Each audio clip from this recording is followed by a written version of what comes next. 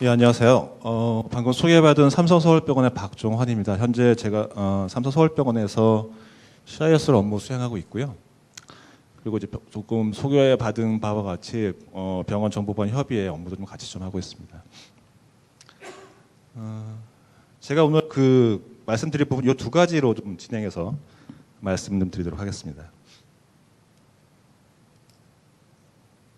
너무 익숙한 사진이죠? 이게 제가 7월 24일 날 봤던 자료인데 1,500만 명 정도가 지금 감염이 된 이런 상황입니다. 이 코로나로 인해서 이 감염병으로 인해서 저희가 가장 화두가 된 게 이제 언택, 그죠? 그다음에 이제 버추얼이 좀 가장 화두가 되고 있죠. 이거로 인해서 지금 저희도 이렇게 막 이격하고 있고, 그다음에 또 온라인으로 또 강의를 들어야 되는 그런 상황도 발생되고 있고요. 가장 이제 변화된 게 뭘까 생각을 해봤더니 재택근무, 그죠? 그다음에 화상회의, 그다음에 또 뭐 원격 진료, 뭐 이런 부분들이 요즘 새롭게 이제 대두가 되고 있고, 그런 것들이 각각이 이제 보안이 같이 기반돼서 진행이 되어야 되는 그런 상황이긴 합니다. 이거는 이제 경제 쪽을 좀 바라보겠습니다. 아까 이제 감염 쪽으로 제가 봐서 말씀드린 건데, 경제 쪽으로 바라봤을 경우에 기존의 코로나가 감염병으로 인해서 사회적 거리두기가 있다면 코로나19로 인해서 경제적인 위기가 지금 크게 오고 있죠.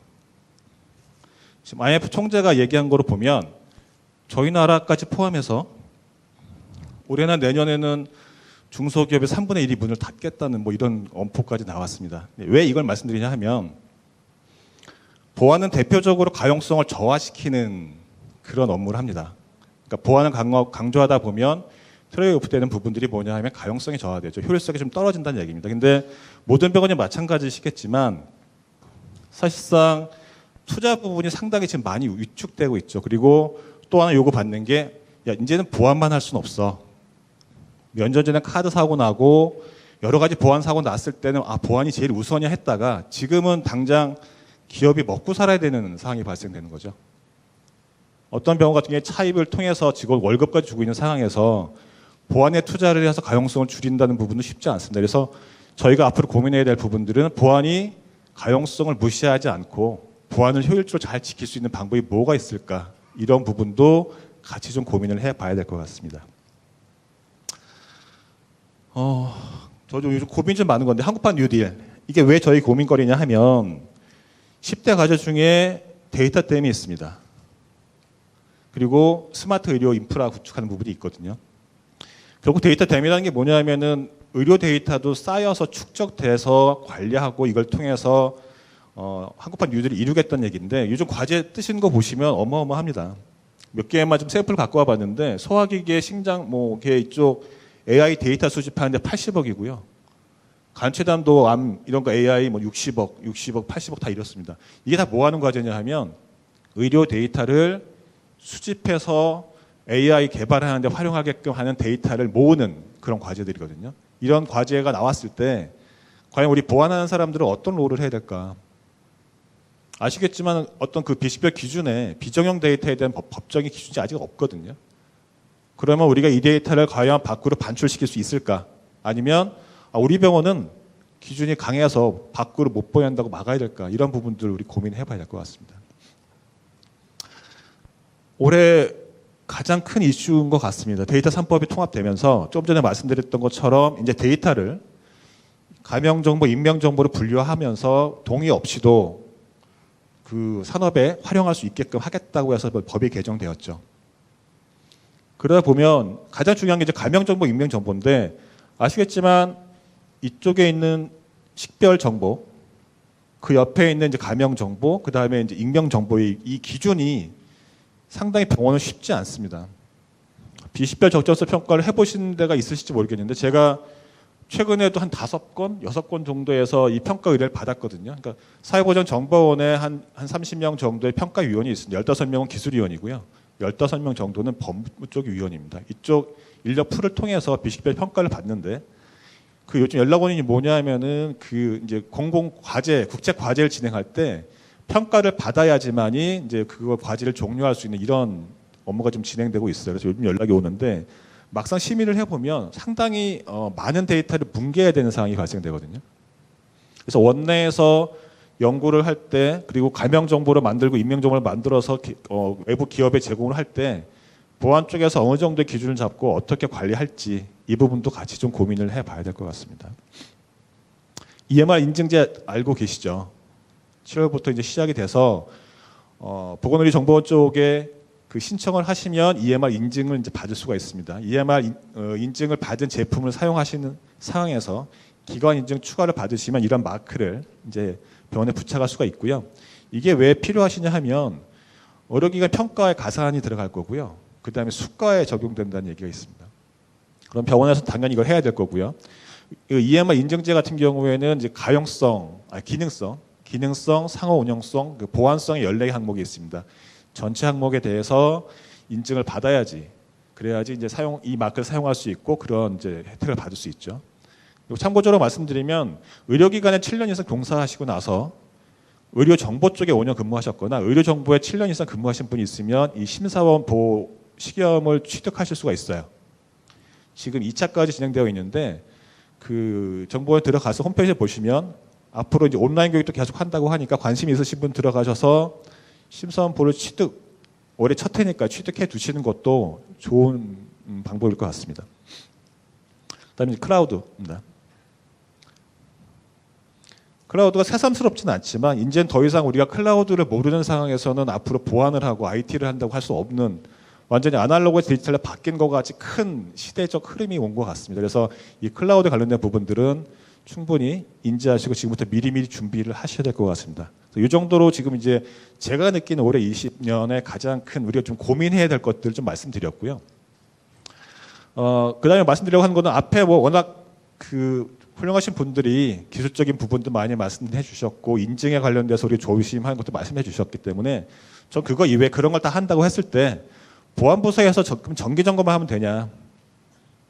정기 점검 이외에 보안부서 해야 될 것들이 테마 점검이라는 것도 좀 필요할 것 같다는 것을 말씀드리려고 합니다. 그럼 테마 점검을 할 때 우리가 어떤 걸 해야 될지, 어떤 걸 하는 게 좀 효율적이고, 어떤 점검을 했을 때 보안 부서가 좀 포지션을 할 수도 있고 병원에 도움이 될지 이런 부분을 좀 말씀을 좀 드려보겠습니다. 물리적 보안은 정보 보안 쪽 잘 안 하시려고 하는데 물리적 보안이 상당히 좀 중요합니다. 외부 인증 받을 때나 보안 사고 났을 때 실질적으로 보안팀에서 관리를 적정하지 못한 책임을 받을 수도 있고요. 현상 같은 경우에는 외부인이 뭐 가지고 나가거나 내부 임직원이 무단 유출하는 이런 경우 발생되는데 점검 방법은 저희 이렇게 하거든요. 일과 시간 끝나면 직원들 전부 다 데리고 IC카드 뺀 상태에서 병원을 순찰을 합니다. 순찰해서 문이 열리면 다 들어가고요. 들어가서 서랍이 열리면 서랍이 열리는 거 다 열어서 거기 있는 문서 다 갖고 오거든요. 그리고 이런 포스터를 붙여놓습니다. 결과론적으로 저희가 다 점검한 다음에 현장 부서에 나가는 것들은 문시건 미흡, 서랍시건 미흡, 출력물 관리 소홀 이런 식으로 저희가 이제 경고장을 발부하게 되고 이 각각의 관리가 미흡한 부분들에 대해서는 이제 그 자기가 본인이 소명을 해야 되는 그런 일이 발생이 됩니다. 병원은 물리적 보안 통제가 상당히 취약하기 때문에요. 누구나 쉽게 할 수 있는 이런 사고가 발생이 되거든요. 그래서 반드시 이런 업무는 한 번씩 해보시면 우리 병원이 생각보다 이렇게 허술하구나. 원무 부서에 가봤더니 문이 다 열려 있고 외래 부서에 갔더니 환자 출력물이 이렇게 방치되어 있구나. 이런 것들을 인지하실 수가 있고요. 한 번만 딱 하신 다음에 내부 부서 결제를 딱 올려서 이런 거 정말 필요합니다 하고 하면 아주 체감적으로 효율할 수 있는 가장 좋은 방법 중에 하나입니다. 두 번째는 부정 접근이죠. 부정 접근에 대한 부분들은 아까 세브란스 병원 같은 경우도 이제 시스템 구축해서 하고 있는데 이런 거는 어떨 때 하시면 좋으냐 하면 유명인이 오거나 사회적 이슈가 큰 사람이 생기거나 지금 뭐 코로나19 같은 환자가 들어온 이럴 경우에 아무래도 임직원들이 관심이 생길 수밖에 없습니다. 그럴 때 한 번씩 해주시면 보안팀에서 지금 또 하겠구나 해서 아예 안 들어갑니다. 그런 것들이 한 번씩은 필요하시고 부정접근은 점검하시고 뭐 시스템 있으면 저희도 시스템 좀 구축 중에 있는데 이런 시스템으로 실시간으로 확인이 가능하거든요. 그렇게 되면 인터뷰를 일일이 저희가 일부러 다 한 번씩 다 불러서 하거든요. 서면으로 다 일단 받고요. 사실 확인서를 받은 다음에 다시 다 불러서 그 사실관계서가 맞는지를 인터뷰한 다음에 확실하게 위반이다 판단이 되면 위반 사유서를 다시 작성하게 하고요. 부서장 결재 받은 다음에 보안팀에서 합의를 하고 그리고 경고장 발부나 징계가 들어가게 되어 있습니다. 그래서 대부분 뭐 실수로 접근한 부분도 많고요. 제가 안 봤습니다라는 분들 되게 많아요. 근데 저희가 로그를 아무리 뒤져도 정말 그 사람이 안 본 것 같으면 그 사람한테도 경고장가 나갑니다. 왜? 본인의 계정 관리 소홀히 했기 때문에 그로 인한 부적절한 접근이 발생된 거죠. 그래서 본인이 소명하지 못하면 이 사람도 같이 저희는 경고장을 발부하고 있습니다. 네, 무단 반출에 대한 부분도 좀 이슈가 될 수 있습니다. 아까 말씀드렸던 것 같이 의무 기록에 부적절한 접근이 많이 발생되거나 아니면 시스템이 있어야겠지만 USB 사용 이력이 좀 많이 발생한다. 이런 일이 발생됐을 때는 문서 암호 해제한 이력이라든지 USB 사용 이력, 그다음에 유출 모니터링 시스템이 있으면 외부로 많이 데이터가 흘러나간 흔적이 있으면 이런 걸 점검을 하셔서 관련된 조치 결과를 징계하시면 될 것 같습니다. SNS 점검 많이 하고 계신지 모르겠어요. 이 SNS 저희는 분기에 한 번씩 정도 하거든요. 어떤 걸 하냐 하면 병원에서 공식적으로 만든 카페, 블로그, 유튜브 이런 거 있지 않습니까? 거기에 혹시라도 환자 정보가 포함되지 않았을까? 근데 페이스북이나 밴드 카페는 별로 없어요. 근데 유튜브를 좀 잘 봐주시면 좋을 것 같아요. 유튜브 볼 때 그림이 이쁘게 나오게 하기 위해서 뒤에 환자 영상을 틀거든요. 근데 요즘 해상도가 워낙 좋아서 딱 스탑 시켜놓고 줌을 쫙 당겨버리면 환자 아이디 이름이 다 나옵니다. 반드시 본인의 병원에서 그런 게 만약 있다라고 하시면 한번 해보시면 의외로 많은 또 유튜브 안에 환자 정보가 있는 것을 확인하실 수 있을 것 같습니다. 그래서 그런 거 확인하시고 그 다음에 특히 카페 같은 경우에 요즘 많이 사용하지 않지 않습니까? 관리 안 되고 있는 데들은 확인하셔서 차단시키시고 관리 감독을 좀 하시면 도움이 될 것 같습니다. 그 다음에 이제 신규 입사자 많이 들어왔을 때, 그다음에 인증원 실수가 증가한 부분에 대해서 업무 과실에 대한 저희 점검도 하거든요. 그래서 주로 점검하는 게 뭐냐면은 출력물 관리가 소홀하거나 아니면 의무기록 발급이 적정하게 안 돼서 혹시 실수해서 다른 사람들과 관계 없는지를 확인하고요. 그 경우에는 어떤 경우에 있어도 그날 즉시 회수하는 걸 목표로 하고 있습니다. 그러니까 동명인이 워낙 많다 보니까 현장을 실수할 수 있는데 전화해서 파기해 주세요 이거 절대 안 되고요. 무조건 회수하시는 걸 권고드리겠습니다. 그다음에 이제 악성 이메일 모의 검거 이런 것도 많이 하시죠. 악성 코드 관련된 부분들 저희도 이제 분기에 한 번씩 하고 있고요. 요번에 이제 2, 4분기에는 저희 신입 직원들 올해 새로 입사했던 분들 대상으로 해서 한 800명 메일 악성 메일 저희 일일이 다 보냈거든요. 다 보내고 악성 메일 개봉하면 화면을 저희가 강제로 바꿔버립니다. 바꿔서 화면에 이제 해골 있고 막 랜섬웨어에 감염된 것 같은 화면을 바꿔버리고 그네들이 저희한테 신고를 해서 이 키를 받아야지만 화면을 원복할 수 있게끔 이렇게 강제로 바꿔버리거든요. 그래서 저희는 악성 메일 모의 훈련에 3번 적발이 되면 3번 실수하게 되면 징계위원회에 회부하도록 이렇게 좀 하고 있습니다. 그래서 이게 생각보다는 처음에는 엄청 반응이 안 좋은데요. 근데 한 번, 두 번 하다 보면 신고율도 올라가고 그리고 개봉률도 많이 줄어드는 그런 효과가 사실상 있습니다. 그래서 악성 메일 모의 훈련을 좀 권고드리고 키스나 이런 쪽을 통해서도 테스트가 가능한 걸로 알고 있습니다. 그다음에 시스템 점검 관련된 부분도 상당히 좀 중요합니다. 그래서 제가 말하는 이 시스템 점검은 우리 메인으로 관리하고는 HS 점 말고요. 저희는 위성 시스템을 말하는데 좀 주변 시스템들이 있지 않습니까? 정보 전략 쪽에서 관리하지 않고 예를 들어서 시설팀의 관리에 의학 정보에서 관리해 조그마한 시스템들 이런 시스템들 아니면 혹시라도 저희가 개인정보 관리 시스템에서 누락한 것들이 없는지 스캔하셔서 서버 트래픽 통신 나오면 확인하셔갖고 점검해 보시면 여기에 개인정보가 있거나 아니면 어떤 경우에는 그런 시스템이 있는지도 모르는 분들도 있거든요. 확인하셔서 시스템을 내리게 하거나 개인정보가 있다고 하면 보안팀에서 관리하는 개인정보 시스템 내로 흡수하셔서 관리하는 것을 저희가 권고드리겠습니다. 그다음에 이런 경우도 있습니다. 협력업체 실습생에 대한 부분들 관리하고 계신지 모르겠어요. 협력업체들은 저희 개인정보 미수탁일 경우에 관리하고 있지 않습니까? 그죠? 법적으로 하게 되어 있으니까 하고 있는데 그러면 실습생들도 하고 계신가요? 생각보다 많은 그러니까 간호 실습생도 들어오죠. 그 다음에 기사 선생님도 실습자 들어오죠. 이런 분들 들어왔을 때 이분들도 개인정보를 취급하게 되기 때문에 개인정보 서약서 써야 되고요. 업무 시작하기 전에 정보보안 관련된 교육을 반드시 시켜야 되거든요. 그게 안 되어 있다가 사고가 발생되면 나중에 좀 일이 좀 복잡해질 수 있습니다. 왜냐하면 병원에서 아니면 보안팀에서 개인정보 취급자에 대한 교육을 충분히 했어야 되는데 협력업체도 하면서 병원에서 위탁을 받아서 실시하는 그 교육생에 대해서 안 했다고 하면 문제가 될 수 있으니까요. 혹시 병원 내에 실습생이 있다라고 하게 되면 반드시 교육을 한번 시키는 것을 권고드리겠습니다. 그다음에 이제 법 준거성 점검 중요하죠. 법 위반 사항이 있는지에 대한 부분들 지속적으로 확인하셔야 되는데 올해같이 법이 크게 많이 바뀌었을 때는 예를 들어서 가명정보, 임명정보 이런 것들도 법 바뀌면 해당한 내용에 대해서 직원들 교육시키고 규정에 넣어야 되지 않습니까? 그런 것이 정말 들어가 있는지 이런 부분도 한번 챙겨 보셔야 될 것 같습니다.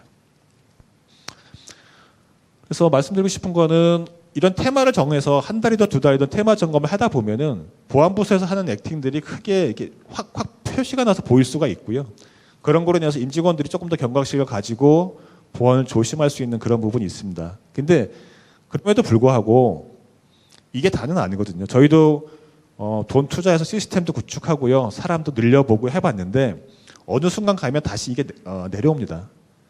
저희가 요즘 느낀 건 뭐냐면 보안을 지속적으로 강화하기 위해서는 경영진, 리더십 쪽에 어떤 의지가 필요하고 그 다음에 교육이 참 중요하다. 임직원들이 자발적으로 참여해서 자기 스스로 보안을 강화시키는 방법 이걸 계속 고민하지 않으시면 시스템이나 아니면은 그 보안 활동만으로 분명히 한계가 있거든요. 그래서 이런 하이니이 법칙 수없이 나오는 거지만 언젠가 이 큰 한 번의 대형 사고가 발생할 수 있으니까 임직원들이 자발적인 참여를 좀 유도하시는 게 좋을 것 같습니다.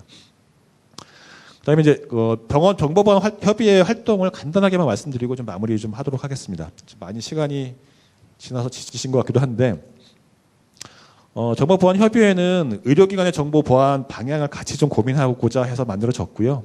그다음에 병원 정보보안 업무, 그다음에 그 같은 업무를 하시는 분의 인적 교류를 통해서 그 병원의 정보보안 업무를 좀 지원하고자 해서 저희가 만들어졌습니다. 그래서 18년도에 만들어졌고요. 19년도 7월 달에 2대 운영진이 지금 만들어져서 지금 이제 이런 활동을 하고 있는 그런 상황에 있습니다.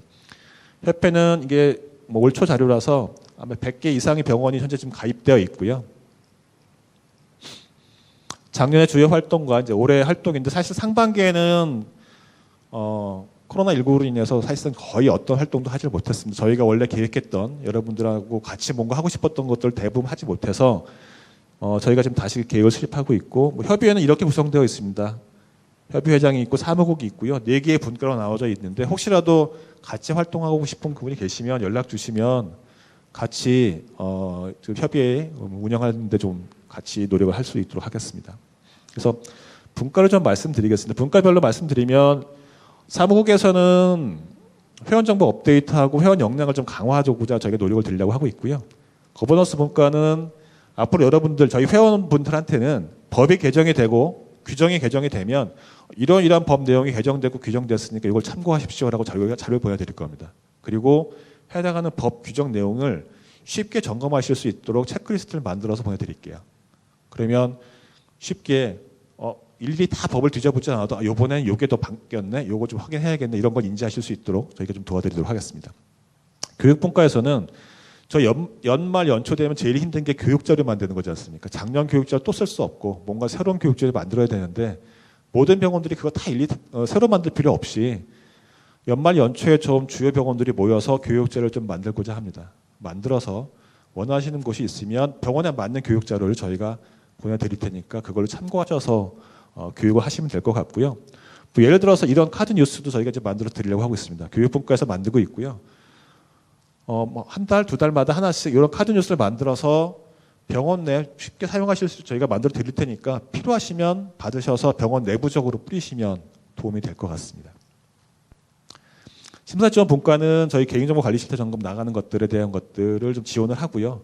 그다음에 현장 심사라든지 심사원 역량 교육 강화에 대한 부분을 지원할 거고 올 8월에 이제 병협 주관에서 개인정보 관리 실태 점검이 이제 시작이 될 거거든요. 시작이 되는데 참고하실 부분들은 뭐냐면 개인정보 수집 및 이용 동의서를 이번에는 추가 증적 자료를 요청을 할 겁니다. 그래서 각 병원에 혹시 이용 동의서가 혹시 법에 안 맞거나 문제가 있으면 좀 미리 봐두시는 게 좋을 것 같아요. 그래서 작년에 저희 그 비정형 데이터 영상에 대한 암호화 뭐 이런 스캔 이런 거에 대해서 자료 요구했지 않습니까? 올해에는 개인정보 수집 및 이용 동의서를 제출할 거니까 병원에 있는 거 한번 보시고 혹시 문제되는 게 없는지 살펴보시면 좋을 것 같고요. 8월 달에 심사원 보수 교육이 온라인으로 있을 예정이니까 참고하시면 될 것 같습니다. 학술 본과는 지금 이런 행사라든지 아니면 주요 학술 세미나 내용을 좀 요약을 해서 참석 못하신 분께 공유하려고 하고 있습니다. 그래서 이런 식의 내용을 이제 정보보안 협의회에서 좀 진행을 하려고 하고 있고요. 마지막 장인데 안토니오가 한 말입니다. 이게 뭐냐면 위기는 오래된 것은 죽어가고 있고 새로운 것은 아직 탄생하지 못한 시기라는 표현을 했었습니다. 이게 얼마 전에 제가 다른 거를 듣다가 상당히 좀 인상적이어서 남은 제가 저기 글을 좀 갖고 와봤고요. 저희가 지금 기존에 가지 않았던 길을 코로나도 있고요. 그다음에 아까 말씀드렸던 법도 바뀌었고요. 데이터도 갑자기 중요해졌고. 근데 아직 보안이 거기에 따라서 어떻게 해야 될지 아직 정리를 못한 상황인 것 같습니다.